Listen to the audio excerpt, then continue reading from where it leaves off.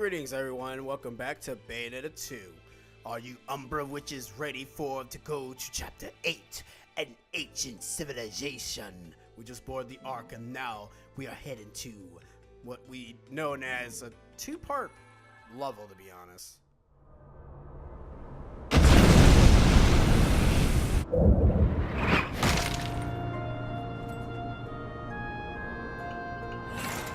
This is... Welcome to hell, love. Too late to repent. These are the gates. Whatever your friend did to get on the other side of these, let's just say she's not having a good day. No, she isn't, little one. But she'd still be alive if she hadn't wasted her life saving mine. Huh? Well, she doesn't seem like such a bad friend after all. Fimbulventer can wait for now. I'm opening the gate. Well, thank you. Oh, I can't just leave you at a shuttered gate after your sob story, love. Besides, who's gonna save you if our stalker decides to show up again? All right, let's do this. That'd be some crap if he did showing up, but pretty sure we probably won't meet him again. Anywho, welcome to the ancient civilization. Apparently that cube pyramid looking thing, because apparently this game really loves referencing Yu-Gi-Oh! Seriously, that thing almost looks like, if that thing was blue, it would be literally the Pyramid of Light from the Yu-Gi-Oh! One of the Yu-Gi-Oh! Movies. I don't know why I said one of this, since there's only like two, that new one and the old one. But you guys know what I mean. Anyways, the seal. Is it an actual seal? No. That'd be kind of weird. Anyways, in this level, we are going to... It's a two-parter, because we haven't had one of those. I can see the gates of hell. It's surrounded by a powerful barrier. Because apparently, powerful barriers are indicated by giant triangles. I don't get it. That doesn't make any sense. Also, I cut down on the loading times because, in all honesty... It's just dead air, so I decided to just say, screw it, let me just cut out all the loading times entirely. Anyway, it's time to meet ourselves, recolor.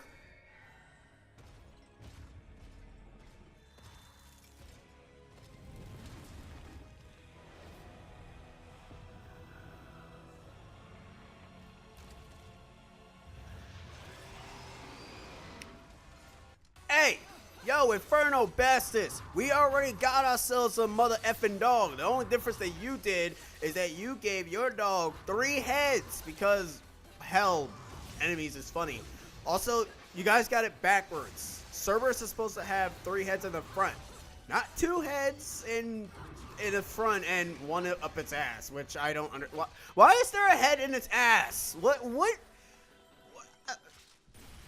I don't. What? I don't understand that enemy design. That enemy design baffles the hell out of me. Because, to be perfectly honest, really? You can literally say that it's trying to, well, you know, it must be a bitch trying to lick your own ass if you're damn, if your mouth is at the back of you. I'm just saying, I'm not sugarcoating. Like, this game is very, very vulgar. Actually, now that I think about it, it's actually really not. And that's kind of one of people's gripes with this is that, oh, it's too sexual. Business too sexual for me to handle. And in all honesty, when you get past, like, what, the first cutscene, and, well, Bayonetta 2 tones it down. Bayonetta 1 kind of had it here and there. Oh my gosh, look at all these jars, man. Link must have a field day right now. Too bad Link is not here. Or is he? He will always be with us in spirits. Well, no, not really. Yeah, that'd be kind of weird. Anyways, let's enter the Mythalathus. See? Isn't it more smoother when I just cut out the wonderful load times? It also ends up making the video a lot more smoother. Anyways, for this one, you just gotta use the weapons. And luckily enough, the weapons do respawn because... yeah, I would say this, I'm not a big fan of the demon weapons. I lied.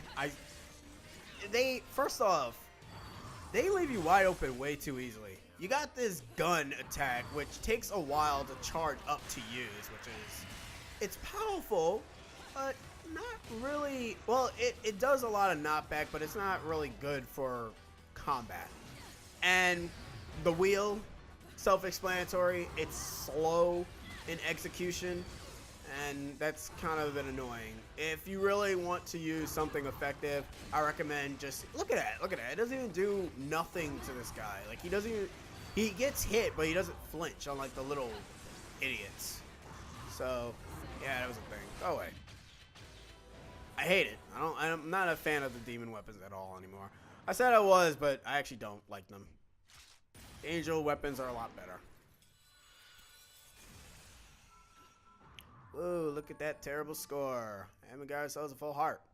Kabooyah. Full heart container. Da-da-da-da. Or is that the... You know, they kind of interchange between the two. Sometimes it's... And the other time it's... I'm not humming that one. I'm really not. Anyway, let's just continue on forward before I keep continuously acting like an idiot. I always hate having the Raven because it kind of interrupts my dodging in the air.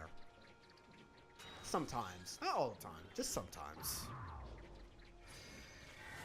Anyways. Got ourselves some wonderful enemies here. This is another verse that if you knock the enemies out, you're going to not get yourself a very high score. You gotta love those, right? Bushki. Thank you, Madame Bellafly.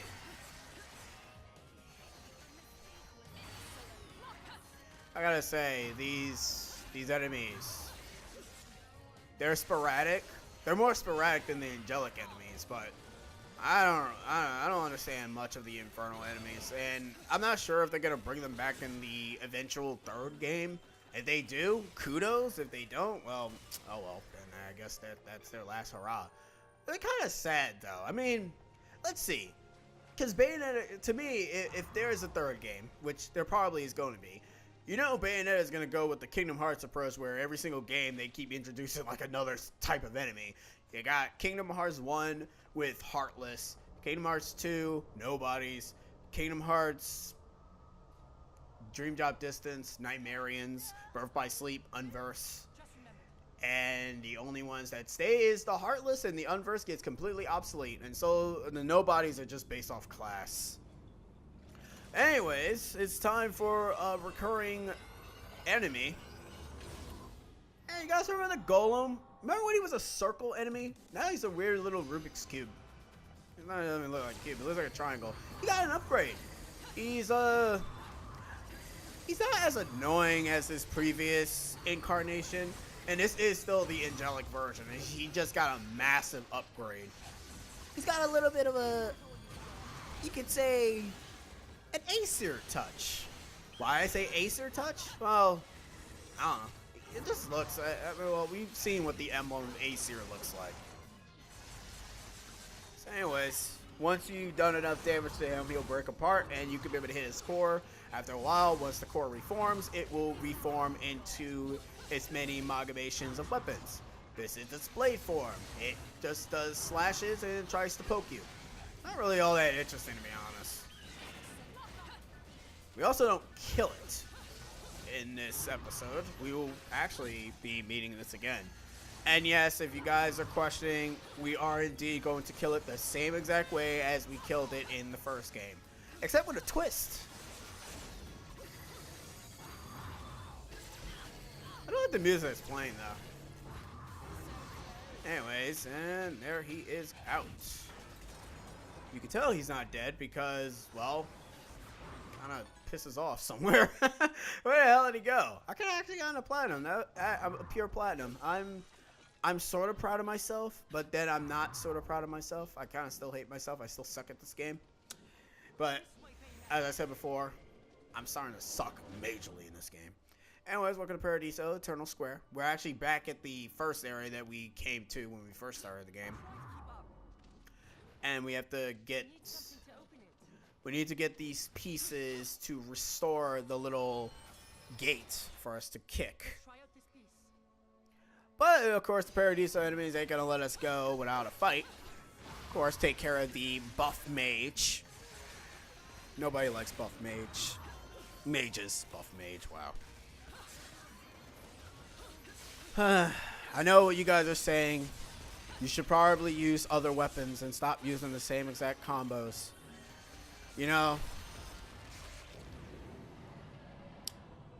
Oh my gosh. Oh, great. Now you've gone into armor mode.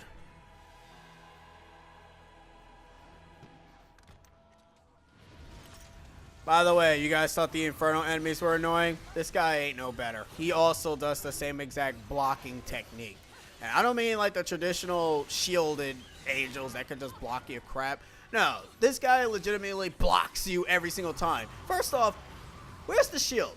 That's one of my major questions. Where it just, man, and he throws the shield and it splits apart. These angels are just, mind you, they're just the same horse enemies. And again, the last ones were just nothing but birds, so I guess Centaurs. Why I call them Centurions? I'm dumb. Centurions are, nah, forget it. Also, I'm not sure if I missed this piece entirely, but I'm gonna spoil it now. I missed the third piece, and I kind of don't know where it is. If you go here and open this door, get yourself a hidden pearl. Moon and pearl combine together and extend our magic bar. But there's nothing else here. We can leave. Overall, though, this level is pretty entertaining. It's simple for the most part. It's not difficult. It's just that it does go on a bit forever, I would say. And I would say that Bayonetta 1 also had its 2 share of levels as well. Like, you can't go and say that Bayonetta 2 is the first, it was one of the first games that decided to put in 2 levels, had 1 level in 2 chapters. And most people probably think that's a waste, but whatever. That was the book Garden of Gods. I was thinking of reading all of them, but then I realized that probably might take forever. If you want to read the synopsis of the books, you could. Well, if I do decide to showcase the books, what I am going to do is I'm just going to give them and just scroll all the way down just so you guys can pause the video and read them. But anyways, and to get this other verse, which is very out of your way, just like all the verses in this game, you got to go all the way back to the beginning. Yeah, I don't get it either. And there's nothing, to be honest, though, what I don't get about these verses is that I know Devil May Cry did this too with its orb hunting crap. But I'm wondering something. What gives you the detail of going back? Like, what on earth gives you the indication to say, hey, I want to go back to the beginning of the level just in case if I missed something? Nothing gives me that hint. None of, well, that's kind of is the reason as to why they're called hidden verses. But the thing that will kind of give you an indication as to how to find these verses, if you go in order, you kind of end up questioning, all right, if this verse is here, where does this verse connect with? Like, where is it after this verse that I just completed? It's essentially what you have to do. It's not hard, I'll tell you that much, because it's kind of, you gotta train your mind to go to backtrack half of the time. But not many people are going to do that, which I don't blame them. Anyways, that completes that. Terrible silver. It's no use. Yeah, that's pretty much what it is. It's no use. If I get a pure platinum in the final boss, I'm gonna be upset. I mean, I don't know why. That's a good thing I did come back too, because I kind of missed this book, Angels and Demons. It's very self-explanatory. One talks about the Paradisos, one talks about the Infernals. Duh. Consider the fact that we're now fighting both of them. I would like an attention to detail, though, is that if you saw Paradiso enemies and Infernal enemies at the same time, they'll start fighting each other. You don't really see that. You see that slightly, like in certain levels, like in the background or something, but you won't really see that in the actual game, so that doesn't really matter. Kind of wish you did, though. That'd have been awesome. Anyways, I buy the last remaining move for Bayonetta, so now she's a fully maxed Bayonetta. Does that mean anything for me? Hell no, because half of the time I never even use any of these moves because I never know how to really utilize them properly. But if you do want yourself a very good score, I recommend learning how to use them. If you want yourself a pure platinum in all these ranks, why don't you play the game yourself? It's fantastic. No, seriously, this game really is fantastic. I recommend it. If you like hack and slash games, if you also like the Devil May Cry series, go nuts. Play the opposite version of the Devil May Cry series. Anyways, getting all the pieces ends up making this very wonderful pathway for us. You want to kick the red chest because they contain items. I'm assuming that's probably one of the things I'm missing. See, you break that, you end up getting yourself a broken pearl. Anyways, dynamic entry!